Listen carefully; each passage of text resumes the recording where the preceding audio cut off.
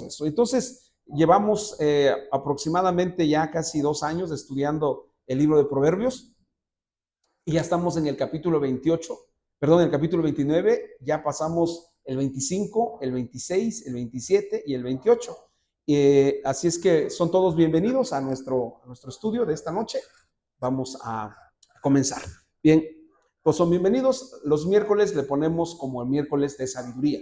Así se conocen nuestros estudios de los miércoles de sabiduría, porque llevamos ya como casi 5 años estudiando Eclesiastés, Proverbios, y ahí vamos versículo por versículo estudiando lo que los proverbios nos pueden enseñar y nos pueden aportar. Bien, miércoles de sabiduría, hoy miércoles 13, mañana es 14 y el viernes es 15, añorando las quincenas de aquellas, ¿no? Ahora ya no. Y nuestra serie se llama Instrucciones para tiempos sin razón. Así se llama nuestra serie, Instrucciones para tiempos sin razón. ¿Por qué? ¿Por qué tiempos sin razón? Porque pareciera ser que la lógica, que el sentido común se ha ido de esta humanidad, ¿no? Antes pasaban muchas cosas feas, pasaban muchas cosas tristes y no nos enterábamos de ellas, pero hoy en día hay gente que graba las barbaridades que hace. Antes oíamos de que la gente hacía tonterías y hacía cosas equivocadas, pero se quedaban ahí como que nada más se relataban. Pero hoy en día se graban y se ponen en internet y uno se entera de cada barbaridad que hace la gente, que uno dice, caray. Yo recuerdo que cuando empezó el problema de este término que se acuñó en el internet, que era, se hizo viral.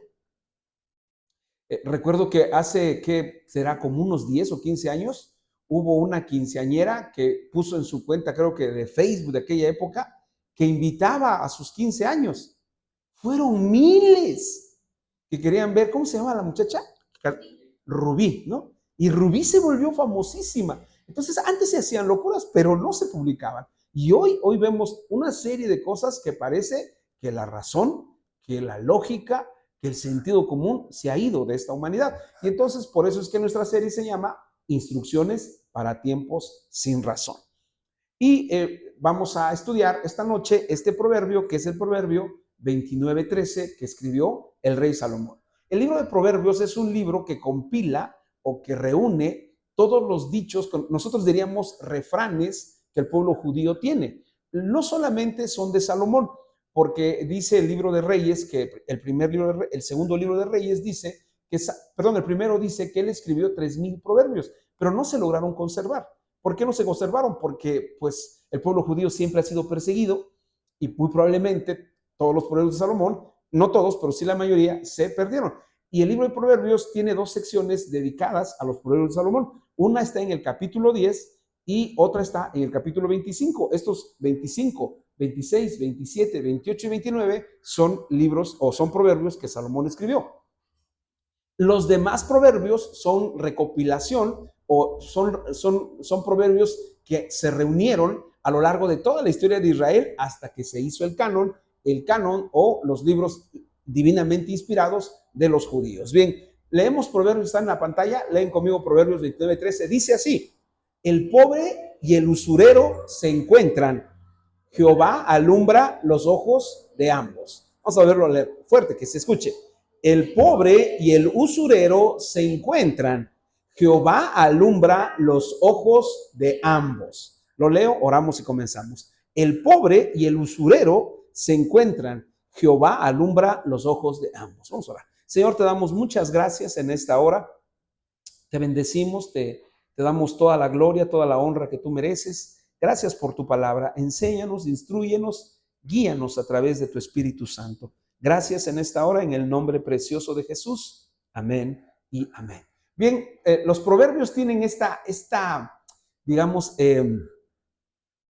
particularidad. Cuando los leemos, ustedes deben de saber que los proverbios fueron traducidos del hebreo al español. Pero en nuestro caso, la traducción de la Biblia al español pasó por, varios textos. ¿Cuáles son esos textos? El primer texto es el texto hebreo, que es el original.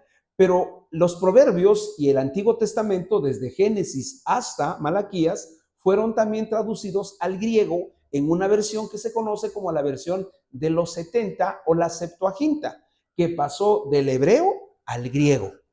Luego, en el año 300 aproximadamente, o 400, apareció un hombre de un monje de nombre San Jerónimo o Jerónimo, que hizo la traducción del Antiguo Testamento y también del Nuevo, pero del Antiguo Testamento del que estamos hablando, lo hizo en latín. Y entonces nosotros tenemos como fuente para nuestra traducción al español 3 idiomas. ¿Cuál idioma? El hebreo, el griego de la Septuaginta y el latín de la versión de San Jerónimo. Ok, esas 3. Ahora, cuando se traduce del hebreo al español, se presenta esta clase de cosas que estamos viendo aquí. ¿Por qué? Porque cuando leemos un proverbio, generalmente lo que nos ocurre es decir, ¿quién sabe qué quiso decir Salomón con eso, no? ¿Qué es lo que está planteando? Y leemos este proverbio y dice, el pobre y el usurero se encuentran. Hay más o menos, pues uno entiende que se encuentran y uno dice, ¿cómo se encuentran? ¿Cuando le va a pedir dinero? ¿O cuando el pobre recurre al usurero? Y vamos a ver la palabra usurero, cómo se traduce tanto en el vocablo hebreo, en el griego y en el latín. El pobre y el usurero se encuentran. Luego dice, Jehová alumbra los ojos de ambos.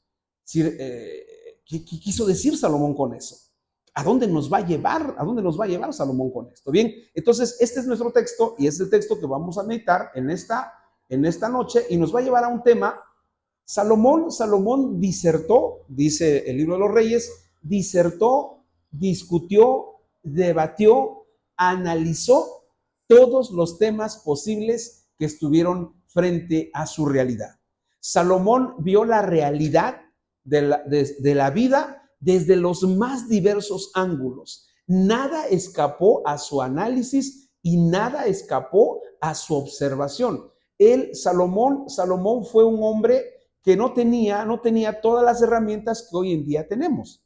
Hoy en día tenemos muchas herramientas para adquirir conocimiento, pero Salomón no tuvo computadora, por ejemplo, no tuvo teléfono inteligente, no tuvo cuadernos para escribir, no tuvo grabadoras por si se le olvidaba lo que el maestro estaba diciendo. ¿En qué se basaba el conocimiento entonces de Salomón? Se basaba estrictamente en la observación. Y Salomón fue un hombre que observó de una manera muy, muy aguda la conducta del ser humano. A lo largo de los estudios que hemos tenido de proverbios, de hecho a los hermanos, a la gente que viene y la gente que nos escucha en las transmisiones, que para mí Salomón fue el primer científico social o el primer psicólogo o el primer psiquiatra, porque se dedicó a observar la conducta del ser humano. Y la conducta del ser humano, los seres humanos somos tan impredecibles, porque uno ve a una persona y uno dice, esta persona no puede hacer esto, esta persona tiene que hacer esto. Pero los seres humanos somos impredecibles. Por eso es que nos sorprende cuando vemos que, por ejemplo, si revisamos nada más en estos días cuáles fueron los temas virales en redes sociales, pues vamos a descubrir que uno dice cómo llegaron a hacer esta cosa estas personas, o cómo llegó a este punto este hombre, esta mujer, cómo es que llegó a hacer esto, ¿no? Por ejemplo, mucha gente por semanas estuvieron discutiendo, y esa es una cosa que pues, uno no puede dejar de leerlo o de verlo. Discutieron el papel de Florinda Mesa con la vida de Roberto Gómez Bolaños. Se volvieron especialistas en espectáculos, ¿no? Que si tenía la culpa, que si no, que si aquello. Entonces, los seres humanos somos impredecibles. Bien, y Salomón observó eso. ¿Y qué fue lo que observó Salomón? Salomón observó a 2 tipos de personas que siempre van a aparecer juntas, el pobre y el usurero. Y ahorita vamos a ver cómo lo traducen al usurero. Bien, ahí está, este es nuestro texto, lo vuelvo a leer y comenzamos. El pobre y el usurero se encuentran. Jehová alumbra los ojos de ambos. Puse esta ilustración porque más o menos es lo que está planteando Salomón. El usurero tiene poder, tiene dinero. El dinero es poder. Y eso es una realidad.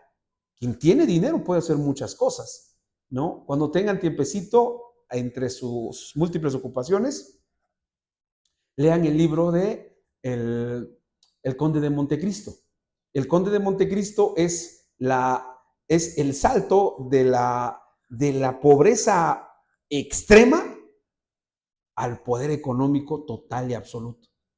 Él sale de la cárcel acusado injustamente, encuentra el tesoro que le dijeron ahí que le dijo el abad con el que compartió la prisión, y se vuelve extremadamente rico y compra el título de conde. Por eso se llama el libro Conde de Montecristo, pero no les cuento más porque ustedes van a ir y lo van a comprar y van a leer. Bien, el dinero es poder.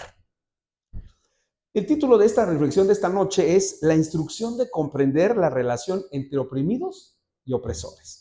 Ustedes van a decir, ay hermano, usted ya se está metiendo en cosas que no tiene que ver la escritura, pero ahorita les voy a dar las razones por las que el título de nuestra reflexión en esta noche lleva este nombre: La instrucción de comprender la relación entre oprimidos y opresores.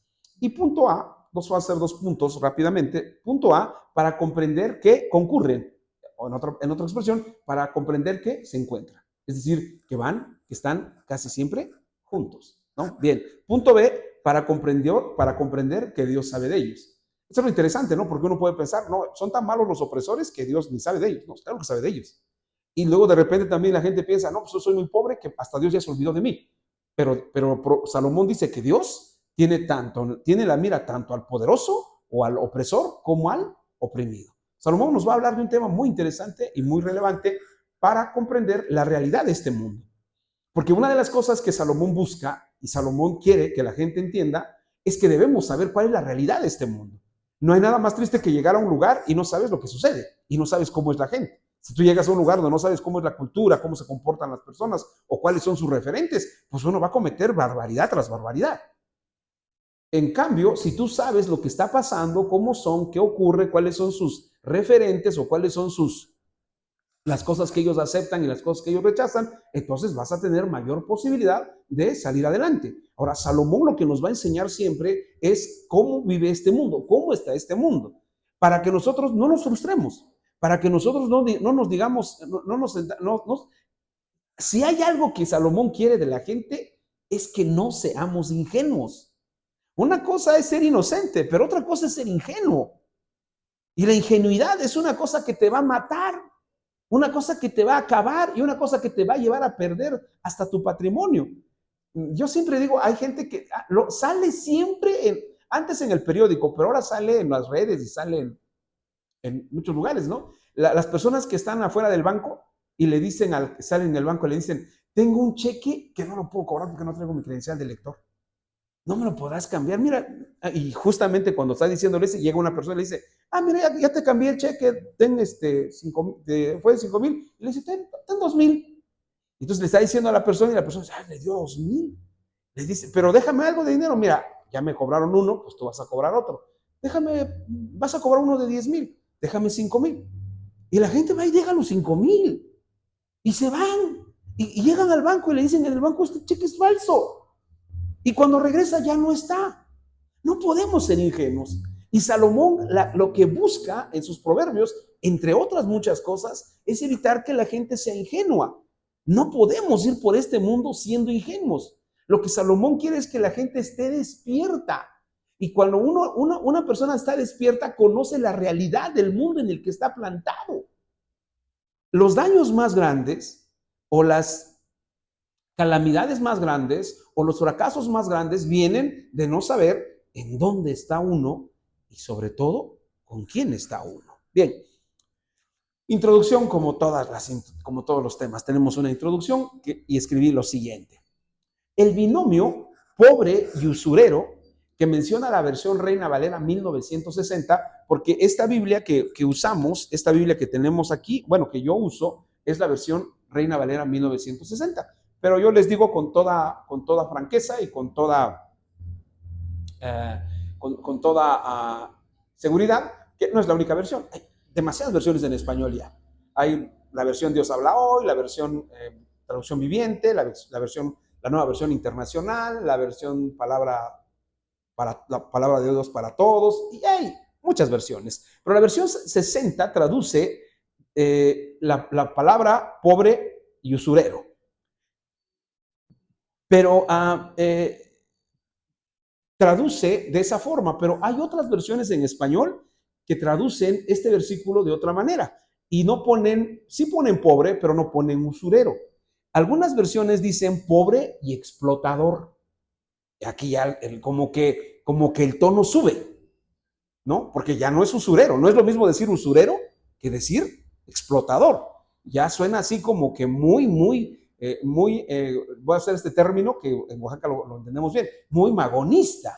¿Por qué muy magonista? Porque está diciendo que esta sociedad está desigual totalmente. Una cosa es decir usurero y otra cosa es decir es explotador o decir explotador, pero en realidad un usurero vive explotando. Y me atrevo a decir, vive expoliando. ¿Qué significa la palabra expoliar? Vive despojando a su semejante de sus bienes cuando no le paga. Otra versión, la versión Dios habla hoy, es la que traduce en lugar de pobre y usurero, traduce como oprimido y opresor. Es decir, así lo traduce. Y ahora vamos a ver por qué lo hacen eso, por qué hacen eso.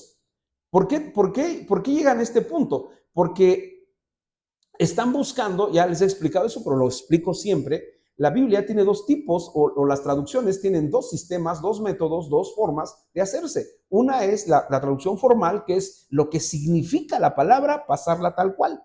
Esa es la traducción formal. Pero hay una traducción que es una traducción dinámica, que es la de vertir el concepto y no la traducción formal. O sea, no lo que significa, sino el concepto y adecuarlo al contexto en el que se está escribiendo. La versión Dios habla hoy usa ese sistema o ese método de traducción dinámica para decir el oprimido y el opresor.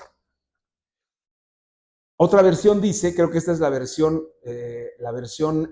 latinoamericana, dice pobre y el que lo maltrata. Ya no dice ni usurero, ni opresor, ni tampoco dice explotador, sino el que lo maltrata. Entonces vamos viendo cómo van variando las traducciones. Y luego esta es la que más las últimas dos son las que más me impresionaron. Pobre y el que roba al pobre. Fíjense cómo va cambiando el concepto, o más bien cómo se va, no cambiando el concepto, sino más bien ampliando o perfeccionando o haciendo más amplio el sentido del término usurero. ¿Usurero? ¿Qué es un usurero? ¿Cómo lo traduciríamos a nuestro español actual? Un usurero, ¿cómo le llamamos nosotros? Porque esa palabra casi no la usamos. ¿Cuál es el término que utilizamos para usurero? Realmente le llamamos prestamista. El prestamista, ¿no? Entonces, aquí nuestra versión oaxaqueña diría el pobre y el prestamista. Pero véanlo cómo lo traduce esta versión que dice pobre y el que le roba. Y finalmente la última traducción, creo que es la traducción al lenguaje actual, dice pobre y estafador. Esas digamos, son las traducciones para diferentes a la versión Reina Valera. La Reina Valera dice pobre y usurero. Me fui por cuál de ellas? Me fui por la versión de Dios habla hoy, que dice el oprimido y el opresor. Desde los tiempos de Salomón han existido estas dos categorías sociales, económicas y políticas, que han dado paso a miles de conflictos en todo el mundo. De hecho, cuando uno lee El Capital de Carlos Marx, que tiene que ver con el marxismo y el socialismo y todas esas cosas que hubo tiempos en los que el que no leía El Capital o el que no leía literatura de esa naturaleza estaba como que lejos. Hoy esos libros los venden, ya ni los producen. Esos libros los encuentran ustedes ahí en remates, en rebajas, 5, 10 pesos, 20 pesos. ¿Por qué? Porque ese concepto o esa forma de interpretar el conflicto entre el oprimido y el opresor, pues ya pasó de moda. Bien, no se trata de algo nuevo o que no ha existido en el pasado. Es decir, Salomón escribió sus proverbios o vivió hace casi 3,000 años. Y hace 3,000 años ya había oprimidos y opresores. Entonces, ¿qué quiere decir eso? ¿Ha cambiado eso un poco hoy en día? No, de hecho el conflicto que se ha suscitado con el presidente Donald Trump justamente tiene esa esencia. ¿Cuál es la esencia? La esencia de un gobierno con poder que subyuga, que maltrata a los pueblos más débiles, ¿no? Imagínense cobrando aranceles. Esa es su medida de él, para demostrar que él tiene poder. El conflicto sigue siendo el mismo. ¿Cuál? Oprimidos y opresores. La realidad es que las diferencias económicas han creado estas dos clases de personas antagónicas. Es decir, uno está en cualquiera de esas dos categorías. O uno es oprimido o uno es opresor. Cuando preparaba yo estas notas, me encontré con un libro que cometí un incalificable acto, porque presté un libro y un libro no va a regresar. No va a regresar. Compré hace mucho tiempo, porque hice una lectura, compré un libro que se llama La pedagogía del oprimido, de un pedagogo brasileño que se llama Paulo Freire. Y él escribe por qué el ser humano, o busca que los seres humanos salgan de la opresión, porque todos los seres humanos, dice él, viven en opresión. ¿Y cuál es la manera de salir de ahí? Él hace un planteamiento sociológico, un planteamiento humano. Nosotros tenemos un planteamiento que va más allá, porque nosotros tenemos la Biblia. Y la Biblia dice cómo es que nosotros vamos a salir de esta esclavitud o de esta opresión. Dice, con toda claridad Jesús lo dijo, y conoceréis la verdad, y la verdad los hará libres. Es decir, la verdad es, digamos, la fuerza, el poder para que la gente sea liberada. Mientras nosotros creamos mentiras, mientras nosotros creamos cosas que no son ciertas, que no están comprobadas. Hace poquito un muchacho que se fue a la Universidad Tecnológica de la Mixteca a estudiar, me preguntaba, pastor, ¿cómo sabemos que lo que creemos es verdad? Le digo, yo le creo más a la Biblia. ¿Por qué? Porque hablamos de Belén y ahí está la ciudad. Hablamos de Jerusalén y ahí está Jerusalén. Ahí están las calles. Tal vez ya no esté en los lugares exactos donde Jesús anduvo o donde murió, pero ahí está. Ahí sigue estando el monte Calvario, o el monte de Gólgota, o el monte de la calavera, por eso es que se llama Calvario. Gólgota significa calavera. Ahí está. En cambio le digo, imagínense, nosotros decimos, ahí está el lugar, ahí está Belén, ahí está Nazaret, ahí está Israel, ahí está Jerusalén. Pero imagínense los maestros cuando nos enseñan la evolución. La evolución dicen, en un momento de la historia, en un lugar, en alguna ocasión, una célula saltó del mar, se convirtió en rana, y la rana después se hizo mono, y después del mono salimos nosotros. ¿Cuándo? ¿Quién sabe? ¿Y el mono cuándo se creó? ¿Quién sabe? Pero eso es lo que tienes que creer. Ahora vean lo que dice Jesús. Y conocerán la verdad, y la verdad nos hará libres. Para efectos de nuestro estudio, he optado por usar los vocablos opresores y oprimidos para facilitar la comprensión del mensaje que Salomón quiere dejarnos a través de sus agudas observaciones sobre la realidad imperante en este mundo, que desde siempre ha sido igual. Es decir, siempre ha habido oprimidos y opresores. Siempre, siempre. Por ejemplo, cuando leemos Génesis, dice que se levantó el primer poderoso, que fue un hombre llamado Nimrod. Y Nimrod fue el que estableció el primer sistema de gobierno donde él era el rey. Y él fue el primero que tuvo 2 mujeres, pero nos desviamos con eso. La primera lección que aprendemos con este verso es que la palabra de Dios nos ofrece de primera mano la realidad social que impera en este mundo. Cuando la gente dice, en su ignorancia, en su desconocimiento y en sus ataques sin fundamento a este bendito libro, dicen, no, es que te enajena, te saca de tu realidad, y ese es un absurdo. Si algo tiene la Biblia es que nos dice, no solo nos dice la verdad, sino nos plantea la realidad. Es decir, la Biblia no oculta, no esconde, no dice, no, eso no lo vean, eso no lo tomen, eso no lo toquen. No, la Biblia habla.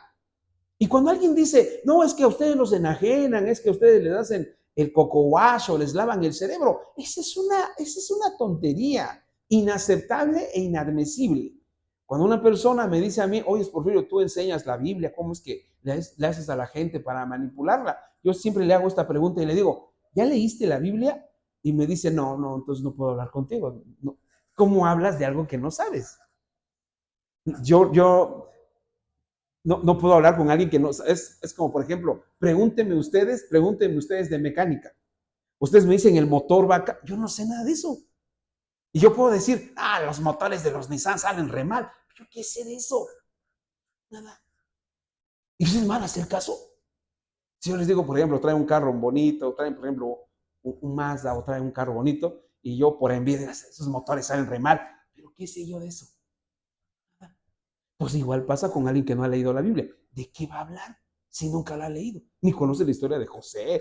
¿Qué historia es la más sencilla de todas? La historia, es una historia sencillita. Bueno, vayamos con historias. La historia de Balaam. No sé quién es Balaam. No saben, por ejemplo, quién es Barrabás. Tienen un concepto de Barrabás. No podemos hablar con gente que no ha leído. Ahora, la Biblia no esconde ni oculta el hecho de que las grandes contradicciones que vamos a encontrar en este planeta. No oculta eso. Salomón dijo, hay oprimidos y hay opresores. Y justamente los grandes conflictos que se han vivido en la tierra nacen por la confrontación entre oprimidos y opresores. Todas las revoluciones son por eso. Y eso nos lleva a una segunda lección. El pobre y el rico siempre han existido y siempre existirán porque Dios lo ha permitido. Ahora, ¿es culpable Dios de esta desigualdad? ¿Es culpable Dios? Porque mucha gente dice, es que Dios le dice que Dios permite eso. No, Dios no permite eso. Dios, si algo enseña la Biblia, es que los seres humanos tienen dignidad. Y la dignidad parte de huir de situaciones donde la dignidad humana se pierde. Y la pobreza es algo que lleva a perder la dignidad. Dios no está de acuerdo con eso. Y entonces la pregunta es, bueno, entonces, ¿por qué hay oprimidos y por qué hay opresores? Y aquí aplica el mismo principio que los judíos cuando le preguntaron a Jesús sobre el divorcio. Le preguntaron y le dijeron, ¿por qué Moisés nos permitió darle carta de divorcio a las mujeres? Bueno, es bonito, suena la palabra carta de divorcio, pero en realidad la expresión es carta de repudio, porque las mujeres eran repudiadas. Una cosa es que te dejen, y otra cosa es que te dejen, pero por repudiada, o repudiado también se vale, ¿no? Ya a estas alturas es parejo, hombres y mujeres. Y Jesús les contesta y le dice, por la dureza de su corazón. Y en el tema de los oprimidos y de los opresores es igual. ¿Quién es el hombre más rico de México? El señor Carlos Slim Elú, dueño de la empresa, digamos, la corona de su imperio es Telmex y Telcel. ¿Saben cuánto se embolsa todos los días ese señor? ¿Saben cuánto se embolsa? ¿Cuántos miles de millones diario?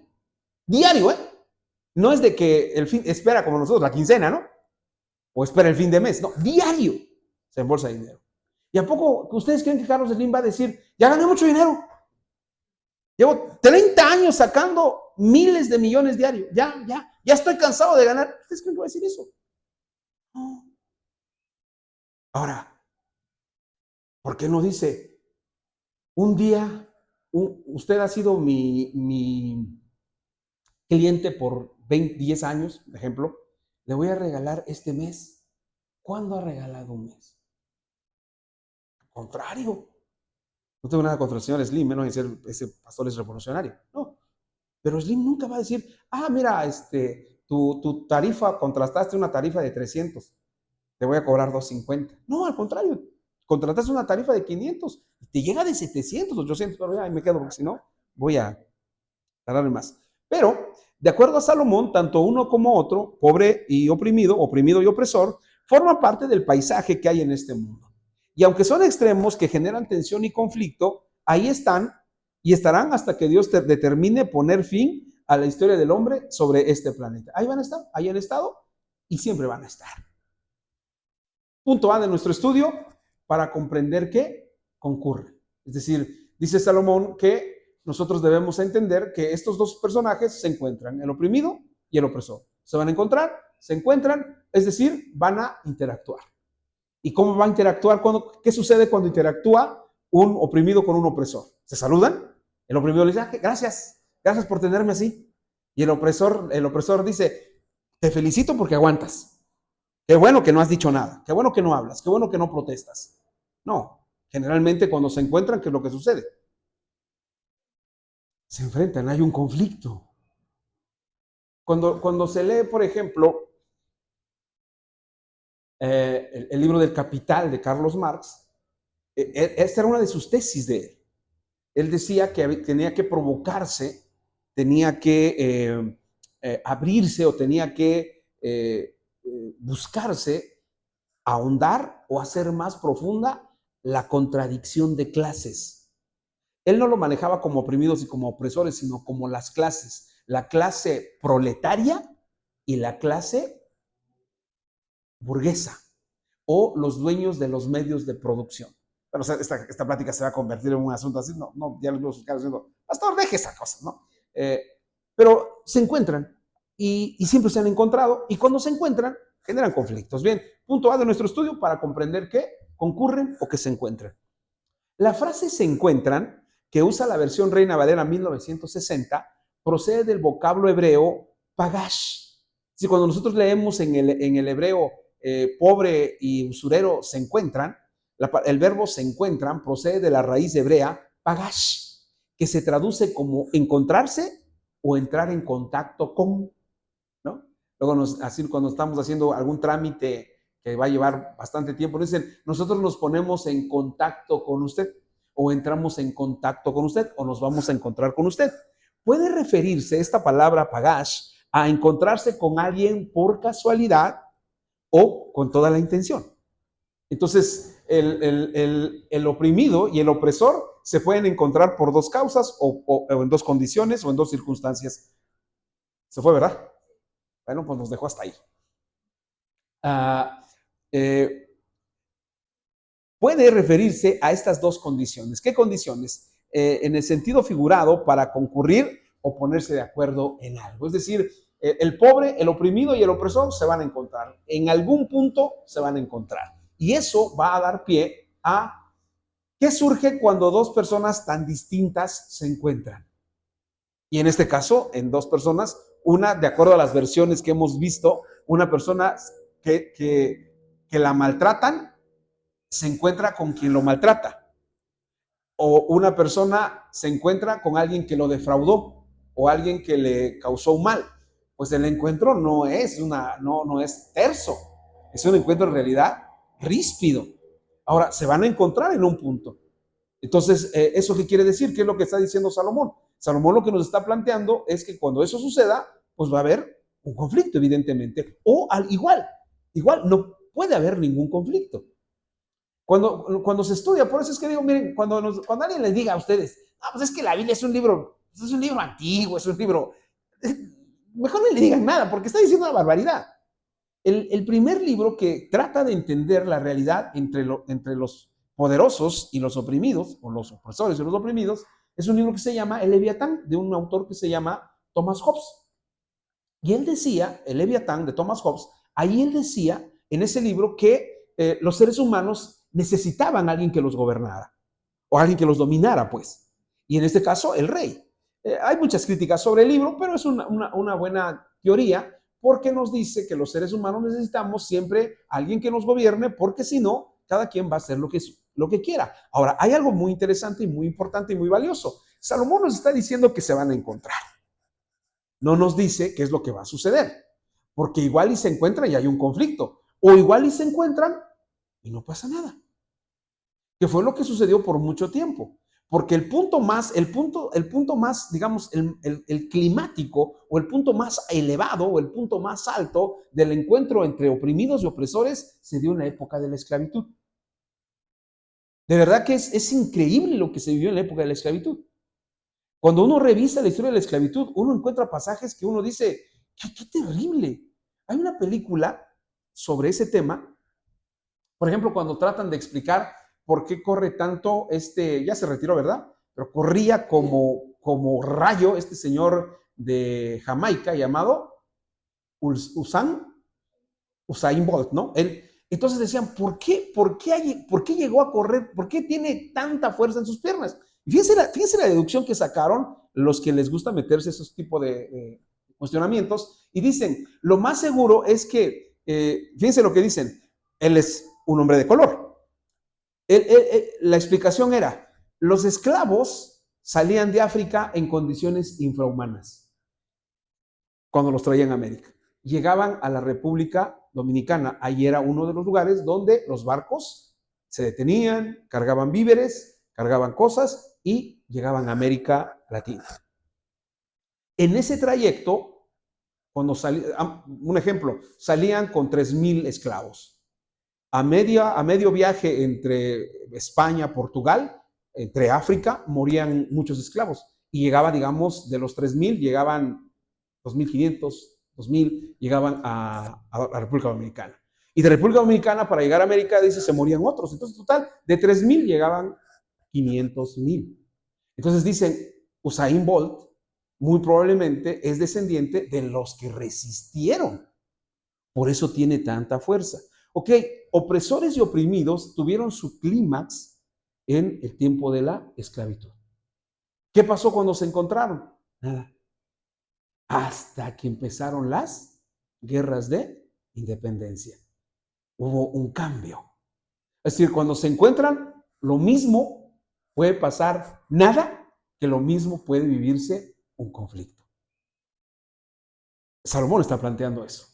Ahora, cuando uno lee a Salomón, uno se pregunta, ¿por qué Salomón nos habla de esas cosas? ¿Por qué Salomón nos presenta este tipo de ideas o este tipo de pensamientos? Porque tiene la intención de hacernos ver la realidad que hay en este mundo. Esa es la realidad, ¿no? Por ejemplo, ahorita hay mucha gente inconforme con lo que está pasando en Oaxaca, en México. Mucha gente inconforme. Y dicen que no puede ser posible que esté pasando eso. Y mucha gente se desespera y dice, ¿por qué la gente no hace nada? Porque esto cambie. Porque igual ya se encontraron el oprimido y el opresor. Pero sencillamente, ¿qué? No va a suceder nada. Ahorita. Pero sí, pero existe siempre el riesgo. Es potencialmente posible que ocurra una confrontación. Salomón dice que de manera voluntaria o involuntaria, estas dos clases de personas entran en contacto y cuando eso ocurre, generalmente se presenta un conflicto que puede ser pequeño o inmensamente grande, de tal manera que se rompa con el orden social. Generalmente ese conflicto se le llama revolución. Es lo que sucede cuando hay una revolución. En sociología, la opresión es la relación distinta o una relación completamente desigual entre dos partes.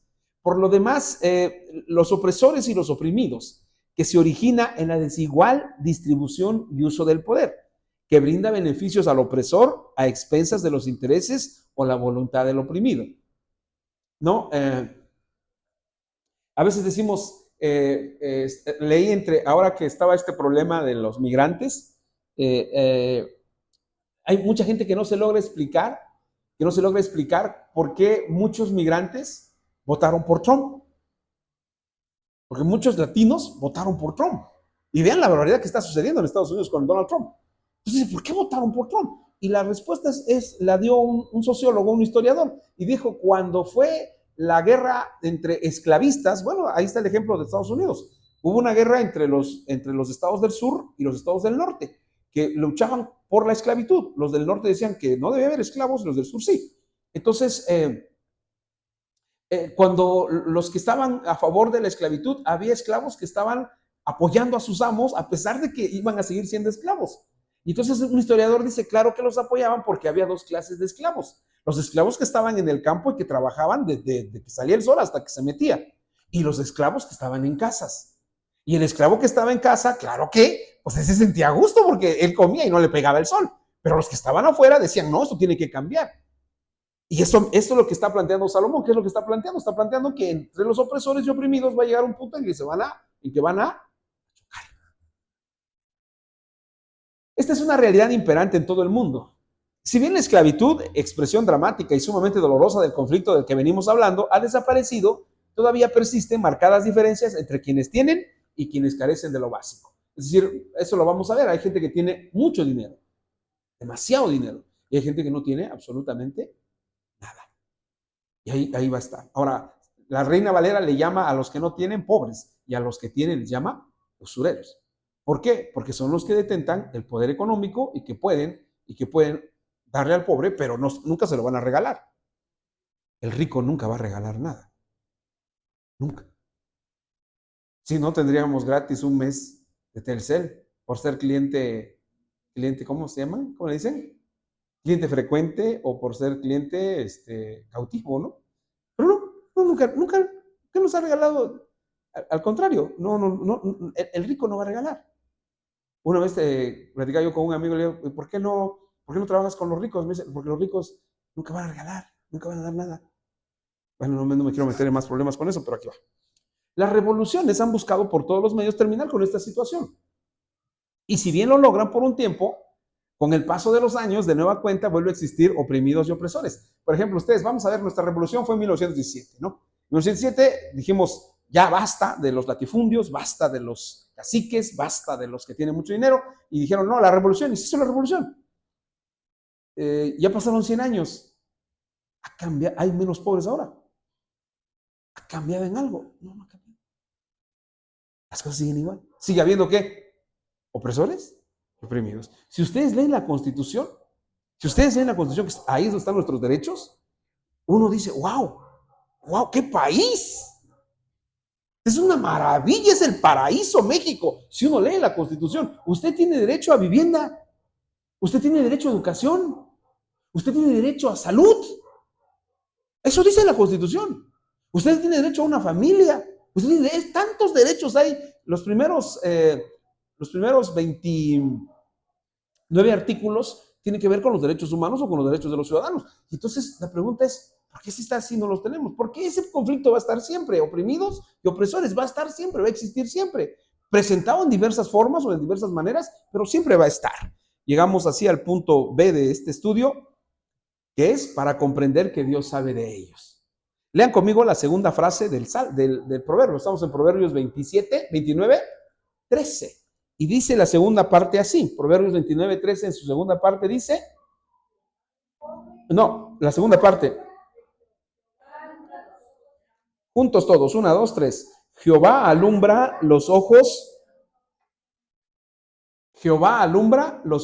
de ambos. Es decir, qué interesante, ¿verdad?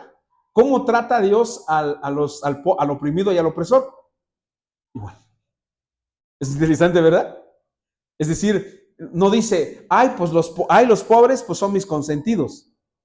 Pero tampoco dice, los ricos son mis consentidos. Sino dice que a los dos les alumbra los ojos. Ahora, la frase Jehová alumbra los ojos de ambos es traducida de diferentes maneras en versiones en español. Por ejemplo, hay una versión que dice, Dios les ha dado la vida. Dios les ha dado la vida. En otras palabras, que Dios permite que existen. O que Dios permite que estén en este mundo. Cuando nos acercamos, mucha gente dice, bueno, entonces Dios, ¿qué es lo que está diciéndonos? Ahora, este texto tiene que entenderse presentar este texto solo, aislado y sin ninguna conexión con todo lo demás que dice la Biblia, pues en realidad sería una cosa que nos llevaría a un error. Pero cuando leemos cuando leemos la Biblia completa, porque mucha gente dice, entre los oprimidos y los opresores, yo quiero estar entre los opresores, ¿no? Porque los opresores tienen dinero y tienen riquezas y yo quiero estar ahí, yo no quiero ser oprimido. Pero cuando hablamos de pobres, Jesús habló sobre los pobres y dijo una realidad o dijo una verdad que ahí está, a los pobres siempre los tendréis con vosotros. Pero no lo dijo, no, esa frase es mal entendida porque piensan, Jesús dijo, a los pobres siempre los tendréis, pero no lo dijo, no lo dejó ahí nada más, sino dijo, para que ustedes les hagan bien. Es decir, no nada más dijo, a los pobres siempre van a estar. No. Él dijo, los pobres siempre los tendrán con ustedes para que los ayuden. Ahora, cuando habló de la opresión o cuando habló de los opresores, la verdad no tuvo palabras elogiosas con ellos. Sí, claro que los ama, claro que los aprecia, pero no tuvo palabras elogiosas con ellos. De hecho, una de las parábolas más directas contra la riqueza es justamente la parábola del rico insensato. El rico insensato que dice, ¿qué haré con mi nueva cosecha? Coseché demasiado. Dice, ya sé qué voy a hacer, voy a derribar mis graneros y voy a construir más y más grandes. Y entonces derriba sus graneros, construye unos más grandes, los llena porque tuvo mucha cosecha, y entonces cuando ya termina sus graneros y los rellena de cosecha, dice, alma mía, alégrate, tienes muchos bienes. Y entonces la parábola dice que esta noche alguien le dice, necio, esta noche vienen por tu alma, ¿y qué vas a tener? Y entonces Jesús dice, eso le ocurre a las personas que ponen todo su empeño o toda su esperanza en el dinero. Oprimidos y opresores se encuentran, ambos Dios los conoce, ambos Dios les da la vida. Esa es una realidad. Dios no se desentiende de la realidad de este mundo. Y ahí están, y ahí los va a tener. Pero ¿qué quiere decir que el Señor alumbra los ojos de ambos? ¿Cuál es el sentido? Evidentemente estamos ante una figura retórica o un recurso literario en la frase alumbra los ojos, porque Dios no tiene una lámpara o un sistema que ilumine el rostro de los ricos y los pobres en esta vida. No quiere decir que sea literal, que Dios baje su mano y diga, le va a alumbrar los ojos al rico o al opresor y le va a alumbrar el rostro o los ojos a el oprimido. ¿Qué significa entonces? Para entender mejor la idea o el concepto, debemos recordar que a lo largo de la Biblia y del libro de Proverbios, los ojos se usan para referirse a la parte física del cuerpo humano, así es, son los ojos, pero también tiene que ver con el corazón. Es decir, los ojos Cristo dijo que los ojos son la ventana del alma. Y también en el libro de Proverbios dice que los ojos tienen que ver con lo que hay en el corazón. Y entonces, ¿qué es lo que está diciendo cuando dice que alumbra los ojos de ellos? Es decir, que conoce, que ilumina, que conoce la vida de cada uno de ellos. Y eso nos lleva a una verdad que es sumamente importante. Los oprimidos y los opresores pueden conocer a Dios, pueden acercarse a Dios, pueden tener comunión con Él. Dios no los desprecia. Dios sabe que existen y conoce su realidad. Nosotros pensamos que cuando estamos en crisis, que es muy recurrente en nuestras vidas, pensamos que el dinero va a resolver nuestras vidas. Me acuerdo que aquí en Oaxaca está uno de los hombres que tiene más dinero después del señor Carlos Slim. Está en Oaxaca un hombre que tiene mucho dinero, que es Alfredo Harpelú. Y él luego se da uno cuenta cuando está Alfredo Harpelú en su casa o en alguna de sus oficinas que tiene acá. ¿Por qué? Porque afuera hay, por lo menos afuera, tiene 4 o 5 guardaespaldas. Y adentro hay otros tantos. Su camioneta es blindada. Él no puede salir si no va a su escolta. En cambio, tú te puedes ir en autobús en tu camión. Te puedes subir a tu foráneo y ni quien esté atendiente de quién eres, porque eres parte de ese grueso de los oprimidos. Ahora mucha gente dice, no, pero pues es que Alfredo tiene, pero Proverbios dice, Eclesiastés dice con toda claridad que al rico no lo deja dormir la riqueza. Entonces mucha gente dice, bueno, entonces ¿para qué? Entonces si de por sí no puedo dormir y pensando que tener dinero voy a dormir, no vas a dormir, porque siempre vas a tener con la preocupación de que se te vaya a ir, o que se vaya a acabar, o que te vayan a hacer algo, o que te vaya a ocurrir algo. Dice Proverbios, Salomón dice, el pobre y el usurero se encuentran.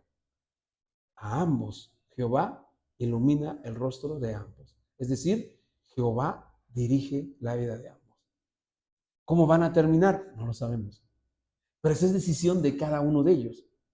Porque no solo el rico termina mal, ¿eh? Nosotros decimos, el rico va a terminar mal. También los pobres. También el pobre termina mal. El hecho de ser oprimido no es garantía de decir, el oprimido vive, pues está bien. No, es igual. Están en las mismas condiciones ante Dios. Y termino. En ese tenor podemos decir que Dios sustenta o da vida tanto a los oprimidos como a los opresores. Es decir, sabe de su existencia y les permite vivir en este mundo. ¿Eso quiere decir que aprueba la injusticia que subyace en la relación de ambos grupos? De ningún modo. Dios no aprueba la injusticia. De hecho, cuando leemos, por ejemplo, en la Biblia, en el capítulo 5 del libro de Santiago, es una durísima palabra contra los ricos.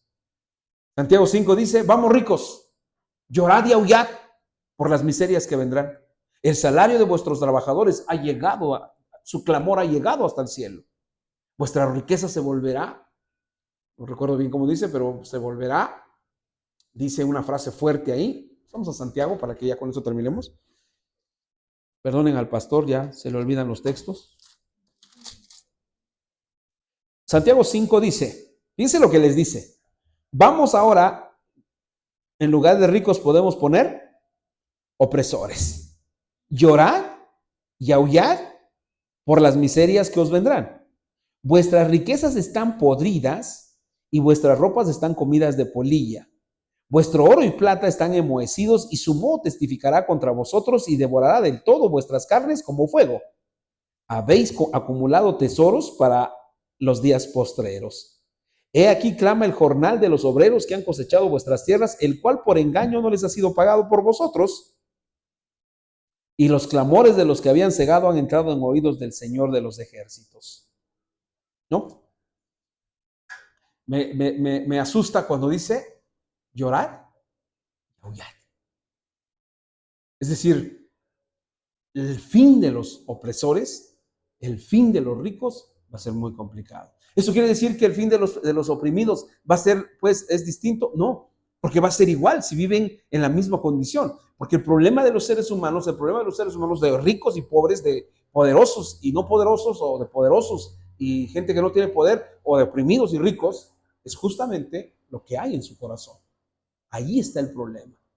Y un rico puede ser sumamente altanero, arrogante. Y el pobre no, también.